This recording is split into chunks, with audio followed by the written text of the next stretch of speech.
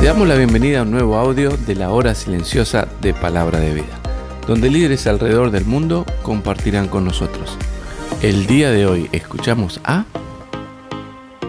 Hola, ¿qué tal? Bueno, mi nombre es Gustavo Bataglia, de la Iglesia de Vivencias, y hoy nos toca el libro de Efesios, capítulo 3, versículo 1 al 7. Dice así: Por esta causa, yo, Pablo, prisionero de Cristo Jesús, por vosotros los gentiles, si es que habéis oído de la administración de la gracia de Dios que me fue dada para con vosotros, que por revelación me fue declarado el misterio, que antes lo he escrito brevemente, leyendo lo cual podéis entender cuál sea mi conocimiento en el misterio de Cristo.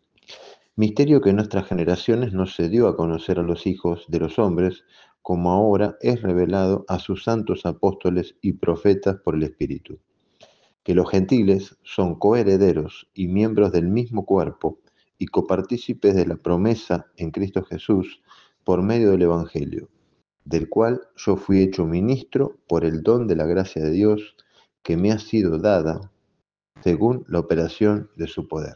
Bueno, lo primero que tenemos que ver en este relato es la función del apóstol. ¿Qué significa un apóstol, no? Porque Pablo se presenta allí diciendo: por esta causa yo, Pablo, prisionero de Cristo Jesús, por vosotros los gentiles, ¿no? Entonces, nosotros sabemos que Pablo es un apóstol y entendemos que, como dice la palabra, que el apóstol es el representante de Dios en la tierra, así como eran los profetas, ¿no es cierto?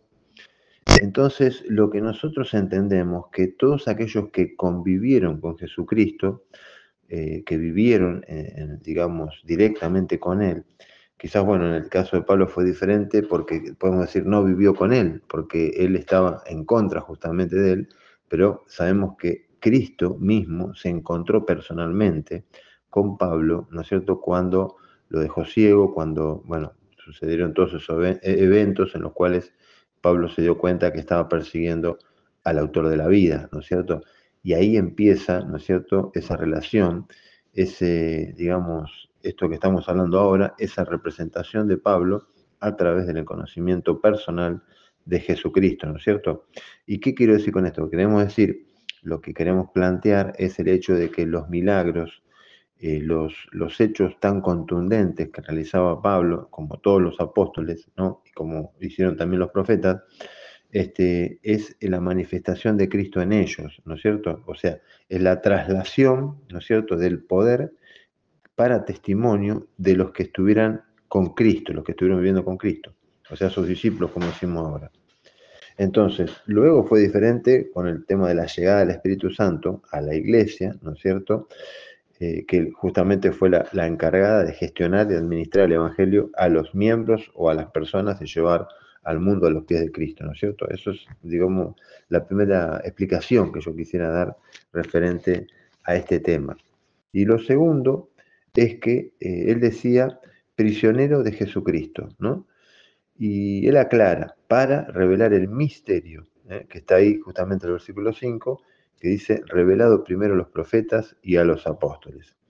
Ese misterio, que en primera instancia lo tenía Cristo guardado, luego se lo traslada, como decimos ahora, a los apóstoles, nuevo, y en tercer lugar, lo traslada a la iglesia por medio del Espíritu Santo, que es el que actúa justamente tanto en los miembros como, bueno, en este caso, hablando de la evangelización, hablando de los gentiles, aquellos que no conocen a Cristo, ¿no es cierto? Ahora bien, ¿cuál es la revelación? Versículo 6 nos dice bien, que los gentiles son coherederos y miembros del mismo cuerpo y copartícipes de la promesa en Cristo Jesús por medio del Evangelio. Ahí está digamos, el misterio, ¿no es cierto? Los gentiles somos todos aquellos que no formamos parte del pueblo hebreo, pero ahora, como el mensaje sería compartido con todo el mundo, entramos en la gracia, o sea, el regalo de Dios, el Cristo revelado para salvación de todo el mundo. Pensaba en algo, ¿no es cierto?, como para dar un ejemplo práctico y elemental para bajar esta información a la audiencia, ¿no es cierto? Porque, bueno, muchas veces buscamos alguna alguna similitud con lo que estamos viendo cada uno de nosotros en nuestra vida práctica para poder ejemplificar lo que dice la Biblia y que sea más contundente nuestro compartir, ¿no es cierto? Bueno, yo pienso en lo siguiente. Creo que la convivencia en el mundo, que me toca vivir a mí y obviamente te toca a vos, ¿no? En nuestro lugar, puede ser donde nos desarrollamos nuestra vida, hablamos de la escuela, del trabajo, nuestro barrio, ¿no? Creo que sería más simple si aceptáramos a las personas tal cual son, ¿no?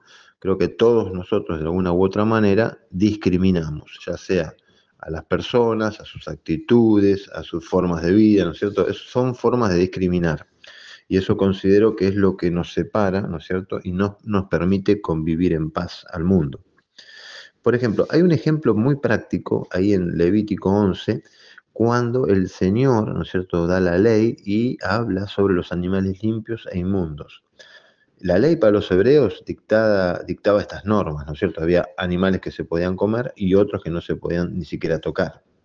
Pero el apóstol Pedro, ¿no es cierto?, Simón, en Hechos 10, del 11 al 15, es invitado por Dios a romper con estas restricciones o costumbres para llegar de una forma contundente a los gentiles. Vos fíjate cómo ya Pedro, ¿no es cierto?, Simón, estaba siendo llamado por Dios para romper con estas costumbres que separaban al pueblo hebreo de digamos, la gente común o de los, como decimos, los gentiles, ¿no es cierto? Esa es la palabra de Dios. Perdón. Ahora bien, estamos hablando de costumbres que hay veces en que logran separarnos de las personas y así no podemos darle testimonio a Jesucristo. Por ejemplo, el versículo 7 dice Pablo, del cual yo fui hecho ministro por el don de la gracia de Dios que me ha sido dado según la operación de su poder. Poder de Dios, ¿no? El poder de Dios también está en cada uno de nosotros, los hijos de Dios, los creyentes, ¿no? Ahora estamos hablando del apóstol, pero estamos hablando de nosotros mismos. Ese poder, si yo lo puedo ejecutar en las personas, daría fruto, pues el Espíritu Santo les da a las personas la convicción de pecado, o sea, que puedan entender que son pecadores, que reconozcan ellos mismos sus propios pecados, entendiendo que eso los separa de Dios, y se arrepientan y por fe crean en la obra de Cristo a su favor.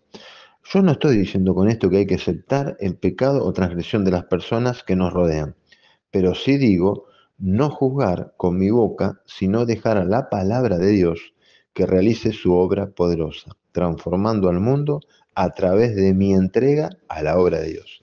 Porque eso es lo que Dios está buscando, nuestra propia entrega, hermanos, a la obra de Dios. Ese es el evangelio contundente que el Espíritu Santo puede utilizar a través, ¿no es cierto?, de lo que hace en nuestra propia vida. Señor, les pido que el Señor les bendiga en esta jornada y nos estamos hablando próximamente. Gracias por escucharnos. Recuerda que este audio no reemplaza tu tiempo a solas con Dios. Te animamos a que escribas tus aplicaciones personales. Hasta mañana.